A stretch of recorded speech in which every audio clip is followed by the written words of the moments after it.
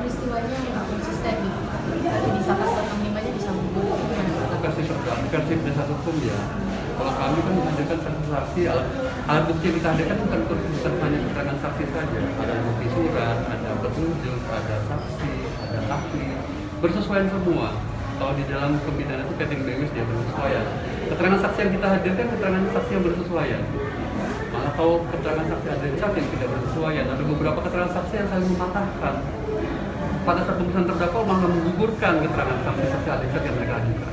Nah, kalau saksi testimoni di audit itu memang dilarang ya, testimoni di itu tuh memang kekuatannya memang lemah, tapi ya kalau misalnya memang bersesuaian dengan keterangan saksi yang lain, itu dia dianggap sebagai keterangan saksi. Kenapa? Setiap kali perbuatan asusila dilakukan pasti yang tahu perbuatan terdakwa itu ya cuma saksi korban. Tidak ada saksi yang melihat. Kalau ada saksi yang melihat pasti tidak akan terjadi perbuatan itu. Artinya bisa untuk memperkuat dakwaan dan bisa selama dia bersesuaian dengan peristiwa. Rangkaian peristiwa itu utuh jadinya. Jadi memang tidak ada pada saat perbuatan dilakukan tidak ada saksi yang melihat. Betul. Tapi keterangan saksi di testimoni audit diceritakan. Kemudian rangkaian peristiwa itu jelas terang. Peristiwa-peristiwa ada internal personal interview ada. Kemudian peristiwa interview dilakukan di bagi beberapa kelompok ada. Itu bersesuaian. Keyakinan putusan nanti seperti apa kan? Kami optimis. Tidak duplikat. Kami optimis. Saya. 2 minggu lagi Pak. Minggu depan masih duplik. Untuk perbuatan terdakwa yang mengakui perbuatannya digunakan nggak Pak? Terdakwa tidak mengakui. Tidak mengakui ya. Terdakwa punya hak ingkar mas. Ya, terdakwa tidak disumpah, dia punya hak ingkar silakan. Kalau dia mengakui perbuatannya itu jadi hal yang meringankan pada saat proses tuntutan. Makanya kemarin kan dalam tuntutan tidak ada hal yang meringankan bagi terdakwa. Jadi sampai sekarang pun tetap nggak mengakui adanya itu. Oke, makasih ya.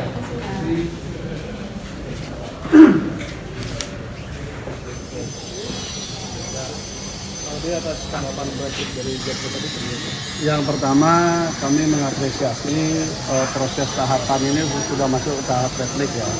JPU juga sudah memberikan argumentasinya secara hukum, kami hargai. Tetapi dari replik ini kami tidak melihat beberapa pertanyaan substansial untuk dijawab oleh JPU. Contohnya adalah pertama ketika kami mempertanyakan dua peristiwa. Satu, peristiwa kejadian pertama, yaitu bagaimana kisahnya ketika dari proses wawancara jam 7 pagi, kemudian baru jam 11 malam, baru jam 11 siang, kemudian terdakwa mengajak yang ngaku korban ini kemudian diperkosa. Sementara dari jam 7 itu posisinya itu sudah posisi telanjang. Artinya yang perempuan ini sudah dibuka baju, sudah diupacarai, sudah hijab kabul, macam-macam. Dari jam 7 itu sampai jam 11 itu ngapain saja tidak pakai baju gitu loh. Kenapa pemerkosaannya baru dikonstruksikan jam 11? Itu satu. Tidak dijawab juga itu. Artinya dengan tidak dijawab itu berarti peristiwa itu sangat mungkin itu peristiwa yang fiktif. Kalau dia memang betul pasti bisa dijelaskan kan. Bahwa jam 7 sampai jam 11 ketika sudah buka baju berdua, telanjang berdua itu ngapain? Kenapa kok pemerkosaannya disebut jam 11? Ada nggak peristiwa pemerkosaan, orangnya sudah sama-sama buka baju, menunggu 4 jam dulu baru kemudian pemerkosaan terjadi? Ada nggak? Ini kan akal sehat kita yang bicara ya. Akal sehat kita bicara dan itu peristiwa dari dakwaan. Dakwaan di tuntutan disebutkan, kita pertanyakan, tolong jelaskan bagaimana peristiwa itu. Kalau menurut saya kalau kita 4 jam nggak pakai baju, nggak ngapa-ngapain masuk angin lah. Itu Ustaz. Kemudian yang kedua, peristiwa yang kedua juga tidak ditanggapi. Peristiwa kedua adalah bagaimana jam 2.30 dini hari yang mengaku korban ini dari pondok ke Puri Pelandaan yang jaraknya 30 sampai 45 menit naik kendaraan. Bagaimana caranya? Karena di dalam dakwaan disebutkan bahwa dia perlihatkan WA kepada saksi Basit, kemudian dia diantar oleh Edwin, ditemukan oleh Aji. Semua saksi itu menolak peristiwa tidak pernah ada. Nah tadi di dalam replik satu pun tidak bisa menjelaskan itu. Bagaimana si perempuan ini jam 2.30 datang ke TKP? Tidak dijelaskan. Artinya apa? Kan tidak mungkin orang itu ujuk-ujuk terbang langsung masuk kamar kan? Pasti ada proses kan? Nah kita suruh jelaskan. tolong jelaskan bagaimana peristiwa itu, karena saksi yang disebutkan dalam dakwaan sudah menolak peristiwa itu. Itu tidak ada jawaban. Artinya apa? Dua peristiwa itu tidak dijawab.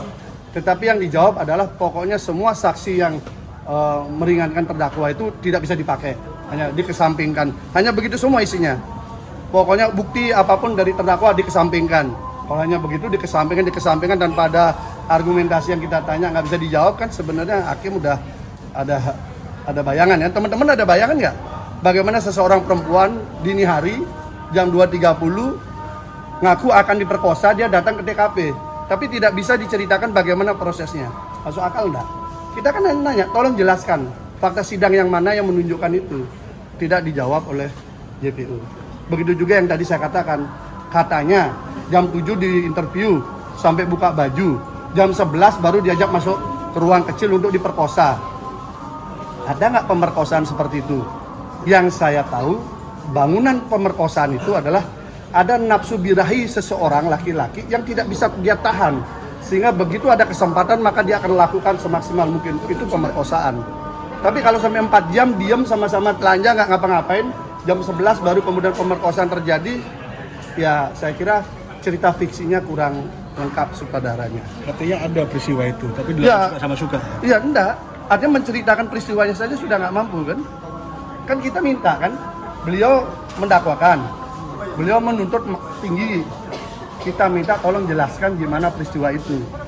Nah, tetapi peristiwa itu kan tidak bisa dijelaskan oleh JPU.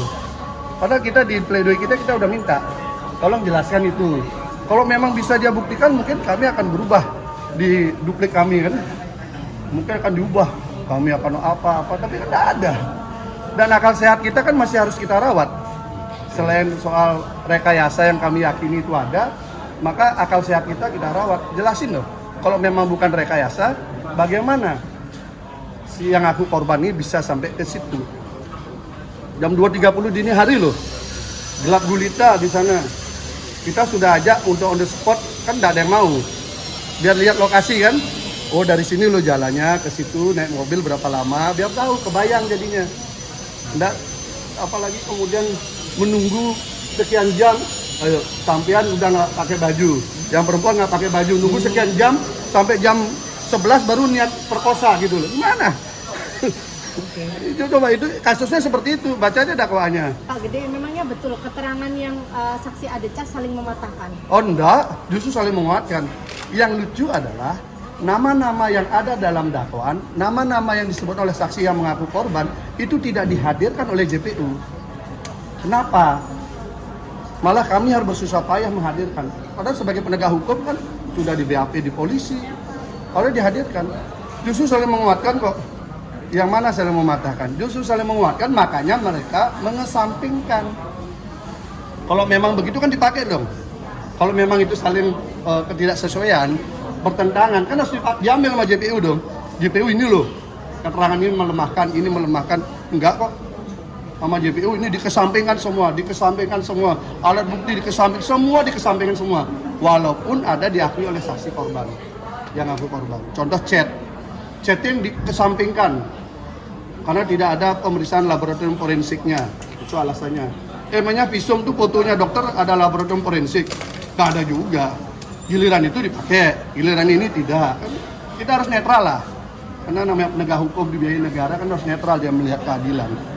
Kan beda kan. Yang disiapkan untuk duplik minggu depan apa?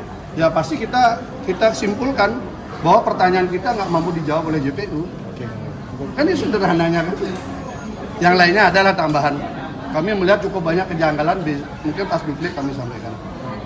Mungkin itu nanti kami share lah. Ya makasih ya. Ayo coba cari di mana ada kasus pemerkosaan 4 jam diam nggak ngapa-ngapain.